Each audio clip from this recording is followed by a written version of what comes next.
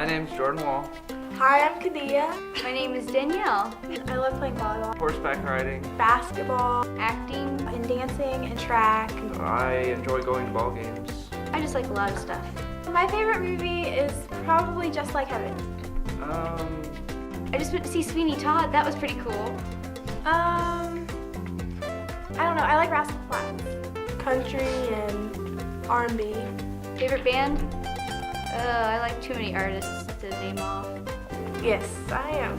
Yeah, I was really excited. Yes, I'm looking forward to that. 2001 Dodge Stratus. It's a Ford F-250. Chevy Cavalier. I don't have a car yet, but I would want it to be a black sports car. Yes, I became an organ donor. Yes. Yes. Yes, I did. Your heart, Heart. your liver, obviously. Heart, liver, Lungs. Liver, pancreas, lung. lungs. Liver. Penis. Skin.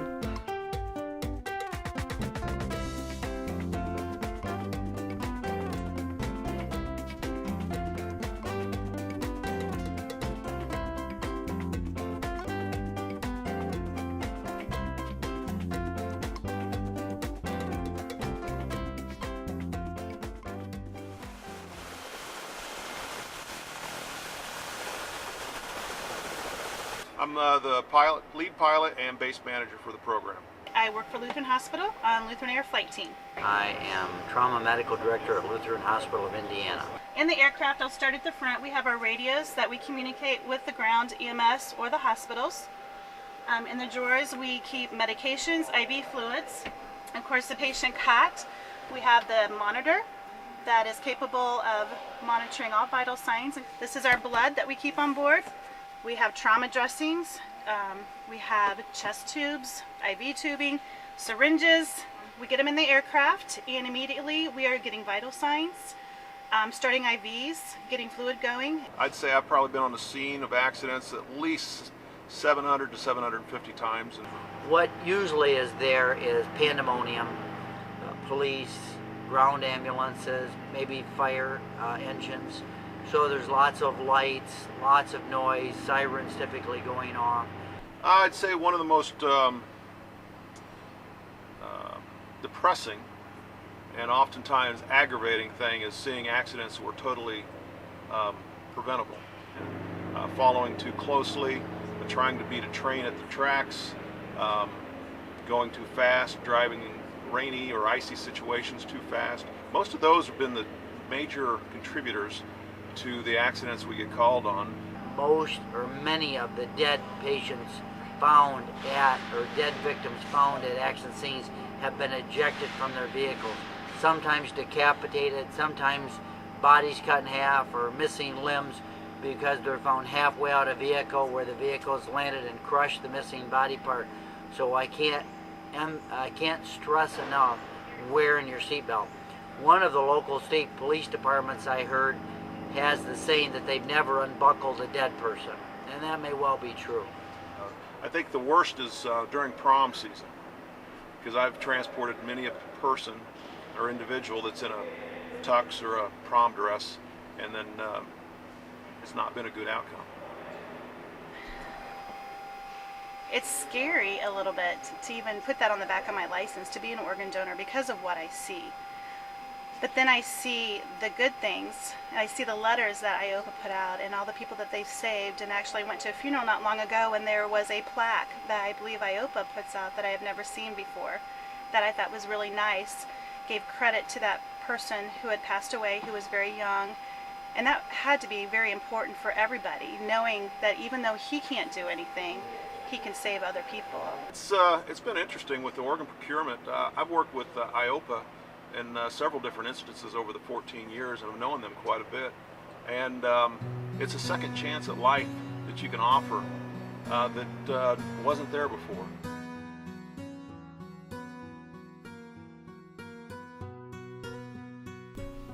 They might be a little freaked out, like you said, about donating organs, like donating a part of them to somebody else. But if they really think about it, at least for me, when I thought about it, I decided that that's definitely something I want to do. I think that it's a good thing to do if you can save someone else's life. I think it's a good idea because, I mean, if like somebody doesn't use it after they like get injured or something, it's good to give it to someone else. And I think everybody should do it because if you died in a car wreck, which God forbid that would happen, but it happens, it'd be best if you could just donate parts of your body to people that really need it.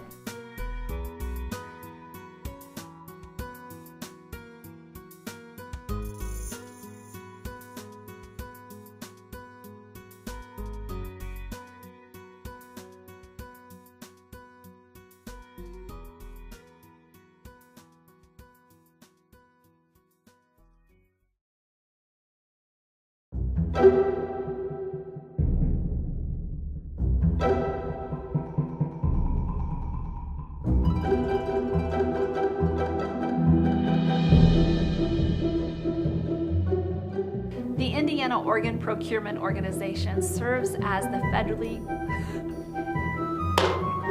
organization of Donate Life Indiana. Oh, crap. Cut that one. A vital link between people waiting for a life-saving gift of organ and tissue donation and those... No, that's not where we go. Okay.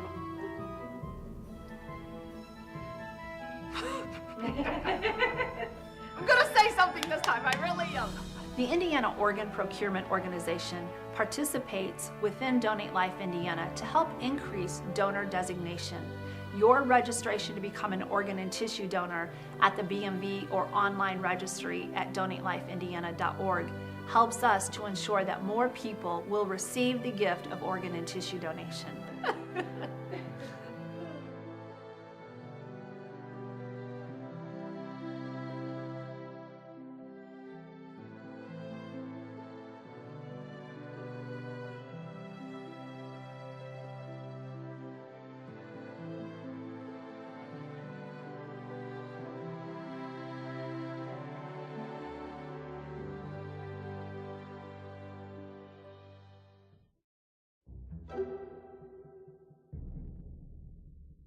My name is Erin Hart, and I am a tissue procurement coordinator here at IOPO. Jonathan Philpott. I'm a cardiothoracic vascular surgeon and a trauma surgeon, and I work at Indiana Ohio Heart in Fort Wayne. I actually, sometimes we follow the organ team. We go to the hospitals and recover tissue, skin, bone, tendons, corneas, heart for valves. There's a variety of different types of tissues that we can recover. So I fly out, we evaluate the donor and look at all of the organs, and particularly the heart in my case. And if the heart is in good quality and it looks like it's a great heart and it's going to work well for our recipient, we go ahead and procure that heart and bring it back, and then we put it in and transplant the patient. The skin that we recover is used here in Fort Wayne at St. Joe's Burn Unit, and I have seen donors or people at St. Joe, that have received that tissue knowing that, wow, that's something that I did that recovered and is now giving to them and their help to be healed with it. I love operating on the heart. I would operate on the heart for free. It's just magic. The whole thing is magic. It has inspired me since I was a kid, and I don't think I will ever get tired of it. When you start doing heart surgery, it's such an incredible feat. You have to learn all these little skills, which build up to bigger skills, build up to bigger skills, and then finally you're at the heart. It's like Mount Everest. It takes years. There are some of those years where you're back in the call room, hanging your head low, going, I'm not going to be able to do this, and you're so frustrated, and then one day, all of a sudden, it just becomes easy. Once you get to that point where you know you can do it, and you can do it fine, and you can just walk into a room and look at somebody and say, yeah, you got a bad problem, but I can get you through that. That's nirvana. It was worth every minute of it. I know I've been at Riley a couple times, and it's very emotional. It's definitely pulls on the heartstrings seeing, a lot of people you may be taking from one, but definitely giving to the other is very rewarding. It's a very rewarding job. At least when I was that age, I was all focused on passing the I can't say I was focused on passing the test, and you were so focused on that when it came to that part of the interview where they said, do you want to be an organ donor, you hadn't given it any thought. You really hadn't. I mean, you're really just there because you want to drive the car. And that's a mistake that we make. We could do a better job across the state and nationally making people think about this incredible decision that they're making right there, so that they don't have to go in and under pressure within about 5 seconds decide whether or not they're going to be an organ donor. That is not what you should do. You should think long and hard about your options with this and how you feel about it, so that you've made a very informed decision and you're not put under pressure when you go in there to check that box or not check that box. And when you do, please remember my words. Remember what my life is like. Upstairs right now, I have people that are desperate. They are waiting for a good heart, for someone who had the nobility and the heroic fortitude to say, if I die and I'm not here anymore, but my body lingers, I will give somebody my good heart or my good kidneys so that they can go on. The difference you can make in their life is impossible for me to describe, and they are desperate and they need a hero to step up and check that box. And when it comes time for you to fill out that application or hit that box on the computer screen, that's what you need to know.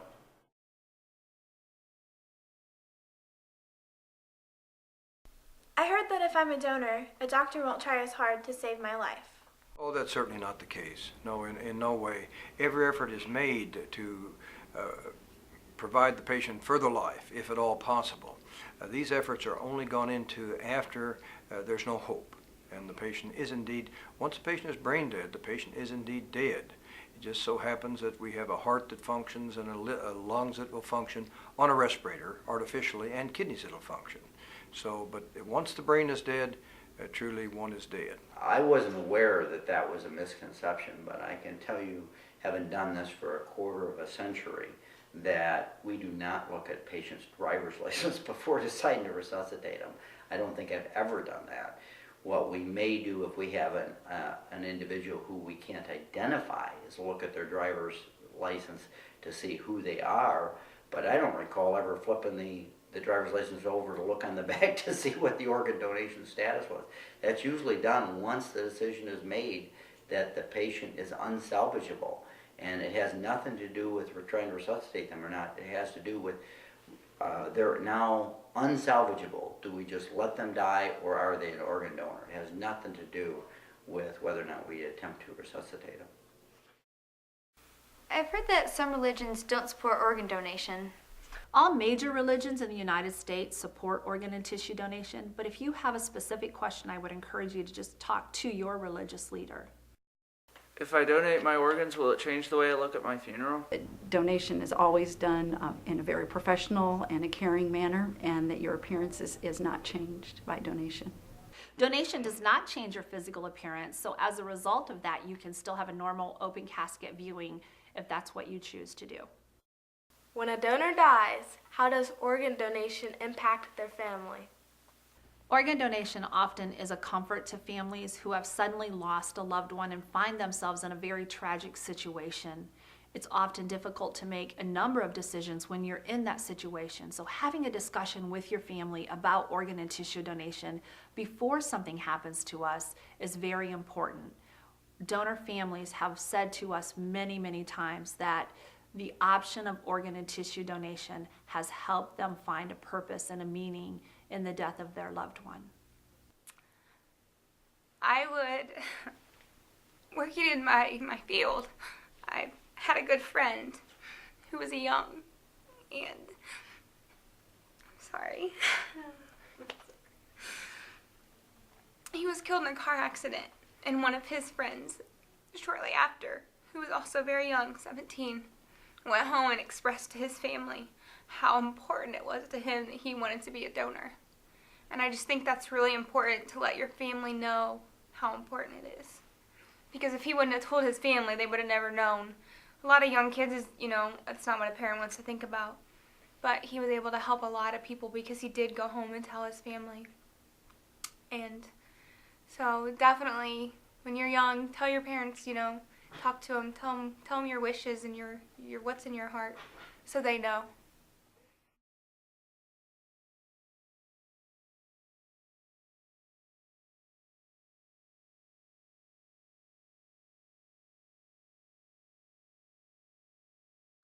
Leah was born at DeKalb Memorial Hospital, and she was born 8 pounds, ½ ounce. So she was born very healthy.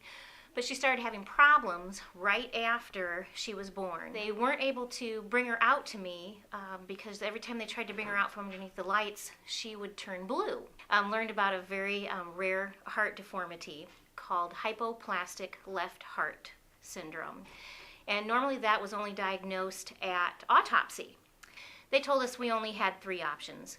One was to do a surgery that they had been doing called a Norwood, which was kind of a bypass surgery, and at that time the expected life expectancy wasn't very good. And they said, or we can do a new procedure that we're working on here at Riley that's a transplant. We can just take out the bad heart, put in a new one. Third option was just to let her go. And at that time, we were actually told that that was probably our best option, was to just let her go. The medication could keep her alive for 4 weeks. The average weight for a newborn heart at that time was 4 to 6 weeks.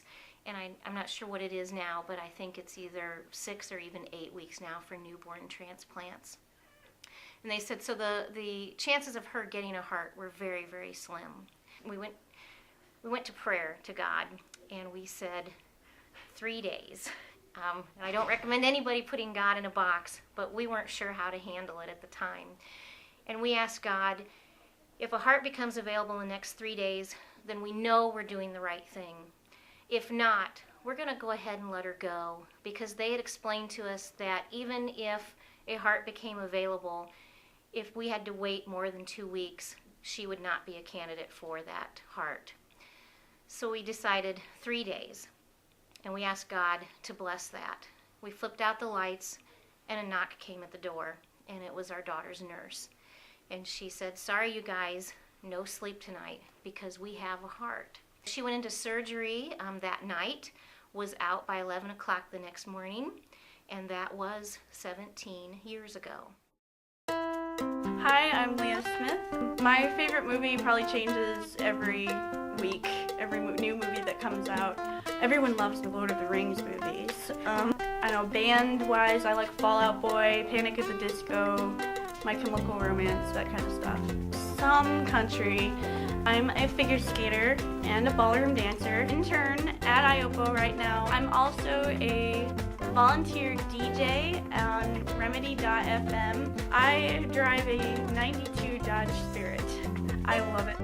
Not freaked out really, just more of a, am I really old enough to do this yet? But apparently, according to the law, I am.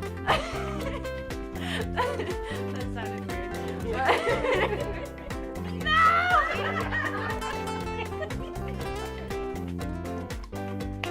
If someone else hadn't made the decision for their child to be a donor, then I wouldn't have had the chance of being me.